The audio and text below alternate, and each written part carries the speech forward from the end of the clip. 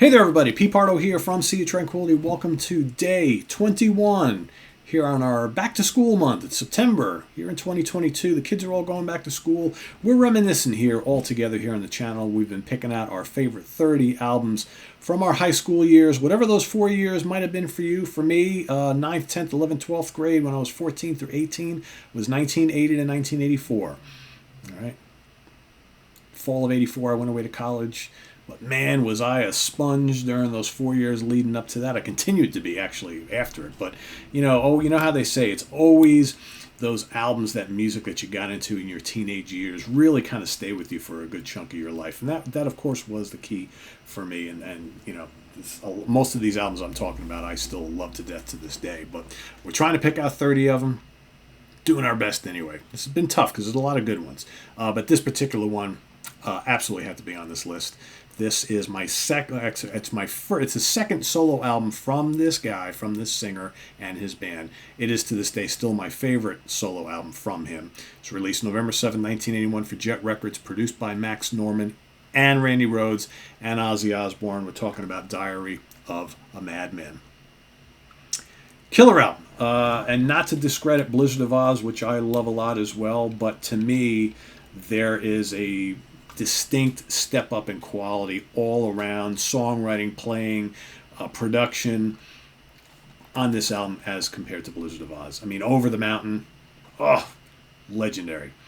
Flying High Again. I remember the first time I heard Flying High Again on the radio, I was like, that's so good. You Can't Kill Rock and Roll, amazing song. The Heavy Believer, Randy's guitar histrionics all over this album. You got Little Dolls, you got Tonight. Tonight I'm not a huge fan of.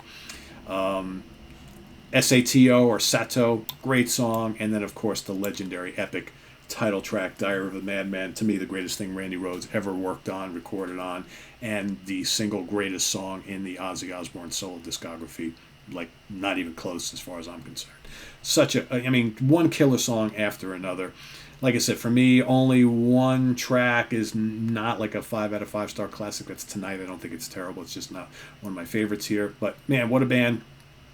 Ozzy on lead vocals, Randy on guitars, Bob Daisley on bass, Lee Kerslake on drums. Of course, those two guys helped immensely in the writing of this album.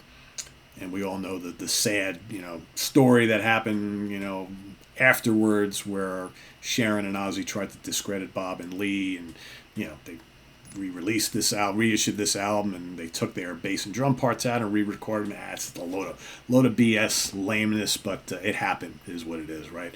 Don Airey also played keyboards on this album, so I do want to mention that as well. Yeah, it's a classic. I mean, and how sad was it after this, shortly after this gets released, that we lose the genius that was Randy Rhoads. I mean, that's just absolutely tragic, but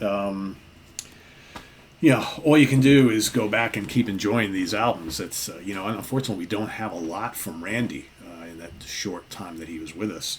And but to me, without question, this is the greatest album that he ever recorded on.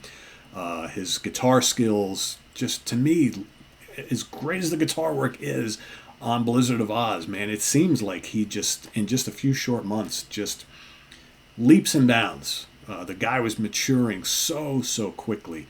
Or maybe he just held back a little bit on the Blizzard album. I don't know. But whatever it is, I listened to Randy Rhoads' guitar on both albums back to back. And man, he's just on a different level here in my mind. And would he have kind of ascended to become one of the greats of all time had he lived? No question.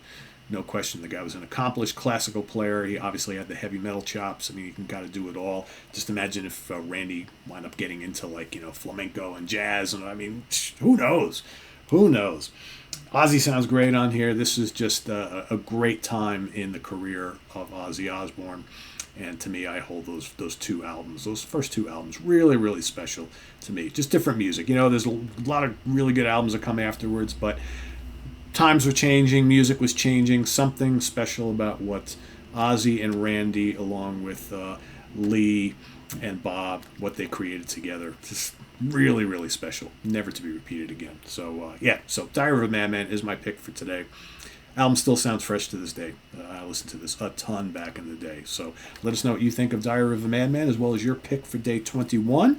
And please put those down in the comments below. And visit us on the web at www.seaoftranquility.org. We're on Facebook. We're on YouTube all together, all the damn time. Please subscribe if you haven't already, and click on that notification bell, and click the like button before you leave here from us today.